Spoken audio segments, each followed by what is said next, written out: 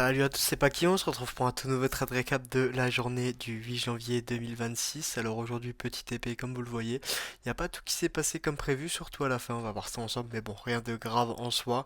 Ça m'a même fait gagner un peu plus d'argent, mais bon bref, on va voir ça ensemble. Alors aujourd'hui j'étais pas mal baissier, pourquoi?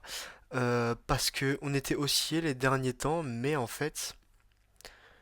euh, Sur la réaction qu'on a eue, on a une zone liquide H4 prise juste ici, mais on avait vraiment rien d'autre. À part un order block daily, enfin un order block H4 juste ici, où on aurait pu réagir à la hausse. Mais comme vous voyez, on est réagi, enfin on n'est pas venu réagir dessus. Et en plus de ça, le S était vachement baissier parce qu'on avait vraiment enfoncé cet order block juste ici. J'ai pas repris tout le contest quickly, etc. parce que c'est le même du coup qu'hier, hein, si jamais. C'est juste que là, du coup, voilà, je suis parti à baissier à cause de l'ES qui était vraiment beaucoup plus baissier, qu'on avait vraiment enfoncé cet order block beaucoup plus. Hop, si on voit ici 18h, voilà, 22h, 2h du matin, on était dans cet order block là déjà, donc voilà, c'est pour ça que je suis parti à la baisse. Et ici, on était un peu plus haut et il n'y avait pas assez trop touch, donc voilà. Sachant qu'il nous restait un fair value gap H4 juste ici. Ok.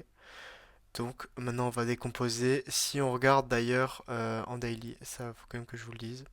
On est venu prendre des hauts daily juste ici et on est venu dans un gap juste ici. D'ailleurs, je sais pas si c'est un gap weekly. Non. Non, d'ailleurs c'était même des hauts weekly, pardon. Non, oui, ah oui, voilà, pardon. J'oublie tout parce que c'était cet après-midi et j'ai fait des choses entre temps, alors j'ai oublié.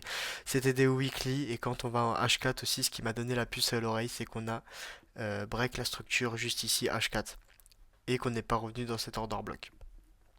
Donc là, il y avait cette réaction. Donc on passe de l'external à l'internal. Internal juste ici, on va rechercher de l'external. Et en plus, on a ce PDRA order block à aller chercher. Donc voilà.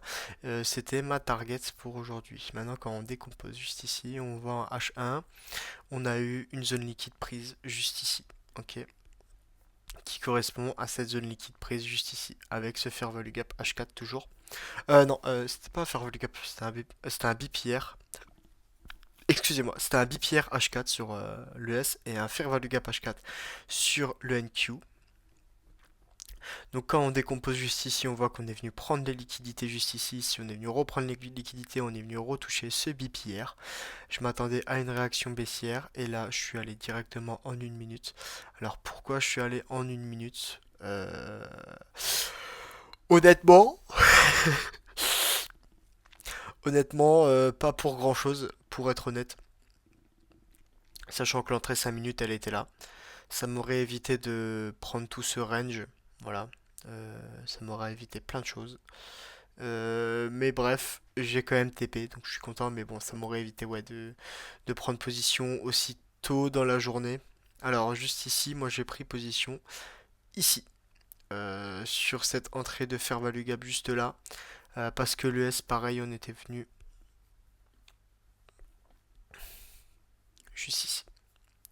Sur la bougie de, hop, 8h35, 8h35. Ici sur le S, on est venu réagir dans les 50 et clôturer dans les 50% de ce fair value gap parfaitement. Alors je suis parti à la baisse, sachant que l'on avait toujours cette zone OTE à aller chercher en retracement. Donc voilà. Si on va voir le prix, c'est ce qui l'a fait au final. Donc en gros, ici on a créé un short terme. Hop, on est venu réagir une fois dans la zone des 50% de ce fair value gap H4. On est venu rebaisser, on a créé encore un short terme. Non, c'est pas du tout ce que je voulais dire. On a créé un short terme juste ici, pardon. On est venu prendre ces zones liquides et là on a créé un intermédiaire terme high juste ici. Donc là j'ai un peu serré les fesses. Mon stop loss était placé juste ici. Si on décompose la position, c'était comme ça. Hop.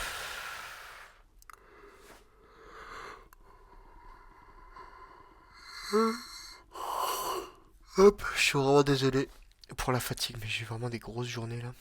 Euh, et à peu près vers ici, on va voir. Je vais re-regarder parce que avec mes exécutions parce que justement j'ai fait un petit cafouillage. Hop. Ah bah en fait non, je peux vous le dire tout de suite. Non, j'ai clôturé ici, ici dans cette zone, ici là à peu près, sur cette bougie blanche. Ok, donc là ce qu'on a fait, si on va voir en 5M, et ça aurait été beaucoup plus pertinent en 5M, sachant qu'on a pris une liquide H1, si on décompose la time frame, eh ben, c'est vraiment ce que je cherchais au final. Voilà, on a créé un long terme avec un short terme, on a un short terme, on a créé un intermédial, un short terme, on a recréé un short terme, on a créé un intermédial, et là on va chercher du coup l'entrée silver bullet juste ici dans ce fair value gap M5, donc voilà, ça aurait été l'entrée parfaite ici. Je suis rentré beaucoup trop tôt sur ce trade, mais bon, c'est quand même passé. Voilà, mon contexte était bon. Du coup, voilà, je me suis pas mis à BE tout de suite, j'ai attendu l'ouverture de 9h30 à l'impulsion de 9h30. J'ai serré les fesses avec mon stop loss, pour moi c'était fini, mais au final, non, j'avais raison. Si on va voir en 2 minutes, on voit que on est parfaitement revenu combler ce fair value gap de M, juste ici là. Ok. Et puis après, à l'ouverture de 8h30, on est venu le recombler et on a délivré à la baisse, tout simplement. Ce que j'ai fait maintenant, j'aimerais vous montrer mes exécutions, mais j'ai pas envie de leak mon numéro de compte, je sais pas si c'est important, mais bon, bref. En gros, ce que j'ai fait et que je voulais pas faire, c'était, en gros, j'ai pris un premier TP juste ici sur ce lot. Voilà, parce qu'en gros, on avait une consolidation ici, donc je me suis dit pas que ce soit une originale consolidation, et que là on ait une consolidation, et puis qu'on vient prendre le long terme, même si pour moi c'était pas trop vrai, mais en 2M, ça pouvait porter à confusion. Donc voilà, mon premier TP ici. Je voulais reprendre un TP sur ce Fair Value Gap Daily juste ici, parce que on a clôturé parfaitement ici dans ce plus bas de Fair Value Gap Daily. Donc ça m'a fait un peu peur. Je me suis dit que le prix peut peut-être se retourner à la hausse à partir de ce moment-là, vu la clôture parfaite qu'on avait eue. Donc ce que j'ai fait, c'est que j'ai voulu prendre deux lots. J'avais 9 lots. Là, j'en ai sorti 4 ici. Il m'en restait donc 5. Non, j'en ai sorti 5 là. Il m'en restait 4. Je voulais en sortir 2 ici sur ce TP. Mais au lieu de acheter 2, j'en ai vendu 2. Donc du coup, ça a déplacé mon point d'entrée qui était ici à ici. Ensuite, j'ai pris du coup mon TP de Delo. Enfin, j'ai racheté de l'eau. Ça a encore déplacé mon entrée qui s'est mis là. Et là, je me suis dit, bon, je fais quoi? J'avais mon TP qui était juste ici sur cette zone. J'aime pas me mettre en dessous des liquides juste ici, des original consolidations, parce que si jamais on vient créer une SMT ou si jamais on vient créer des équales, au moins je suis déclenché. Parce que ça peut arriver, ça m'est arrivé pas mal de fois sur mes backtests que le prix vienne proche de mon TP et reparte à la hausse parce qu'on vient créer des équales. Donc et de la failure swing pour les prochains temps. Donc voilà, c'est pour ça que maintenant je me mets beaucoup plus haut que les targets finales. Voilà, donc j'avais ma zone de TP ici. Ok. Et bah, vous voyez, on est venu la TP, la toucher, mais sauf que je me suis dit, voilà. Là, maintenant, je suis là. J'ai mon point d'entrée qui s'est décalé ici parce que j'ai fait de la merde avec mes achats de position. Qu'est-ce que je fais? Je me suis remis à break-even, hein, bien évidemment. Mais je me suis dit là, il nous reste un fair value gap juste ici. On vient dans un fair value gap daily. Il y a quand même une proba à ce que le prix fasse un retracement avant de repartir à la baisse. Donc j'ai tout simplement préféré clôturer ma position. En plus, initialement, j'allais me faire 900 dollars avec mon entrée ici, mon TP1 ici et mon TP final ici. Alors voilà, là je me suis fait 1000 dollars, voilà, je me suis même plus que ce que je devrais, donc je me suis dit là, en tant que, bah, là c'est du risk management pur et dur, mais je me suis dit ça sert à rien de risquer plus pour me faire 200 dollars de plus que je voulais pas me faire initialement, sachant que là, bah voilà, c'est juste mon erreur et en plus, voilà, j'ai atteint mon profit que je voulais faire de la journée, donc voilà, j'ai clôturé ma position. À peu près ici, hein, sur cette mèche haute, plus bas, plus haut, je sais pas trop. Donc voilà. Pour la position d'aujourd'hui, le S, vous voyez qu'il a pas du tout suivi. Juste ici, je m'attendais quand même à ce qu'il revienne sur cette originale consolidation, mais il l'a pas fait. D'ailleurs, il a touché ça à partir de quelle heure? 9h44.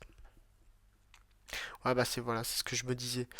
Que à partir quand le S allait prendre une zone liquide, ça aurait été une belle sortie de TP. J'espérais qu'il prenne une zone liquide quand on atteignait ici, mais en fait, il est revenu beaucoup plus bas d'ailleurs. Wow, il s'est passé plein de trucs là sur mon écran. Ouais, il est parti beaucoup plus bas. Donc voilà, pour la position aujourd'hui, 2R, même si là c'est écrit 3R, c'est parce que j'ai pris un partiel, du coup ça fait un peu de la merde sur mes RR. Mais voilà, 3R pris aujourd'hui, ce qui est pas mal. Il me reste 600 dollars à générer pour passer mon funded. Donc du coup je vais baisser mes risques. Je vais plus risquer 500 dollars pour les prochains trades, mais je vais risquer moins, genre 100 dollars ou 200 dollars. Comme ça, si je me fais 2 R ou 3 R, et ben ça me fera 600 $.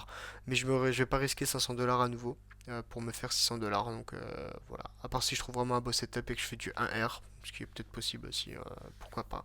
Mais si j'ai toujours une proba de SL, donc si j'ai SL moins 300 $, c'est toujours moins grave que si je SL 500 $ à nouveau. Alors que j'ai pas besoin d'SL 500 $. Si voilà, je trouve une bonne target comme celui-ci. Je sais pas si vous comprenez dans mes explications, dans ce que je veux vous dire. Mais au lieu d'essayer de faire du 1R, par exemple ici, au lieu de mettre ma position à 1R comme ça demain, et risquer 500 $ pour rien, et ben en gros je vais quand même prendre mon 3R, sauf que je vais risquer beaucoup moins.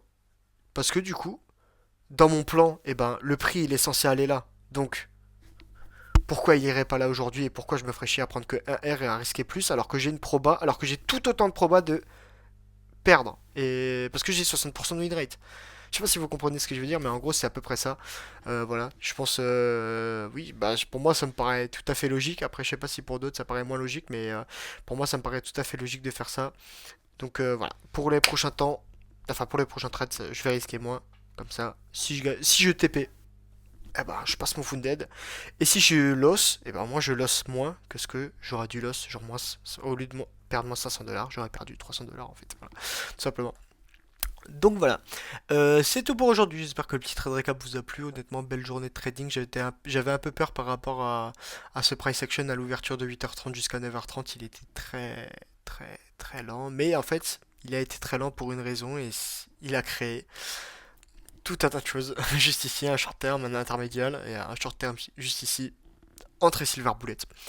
Voilà, et ça je l'ai pas vu parce que j'étais en trop basse time frame, mais heureusement pour moi aujourd'hui c'est passé, donc voilà.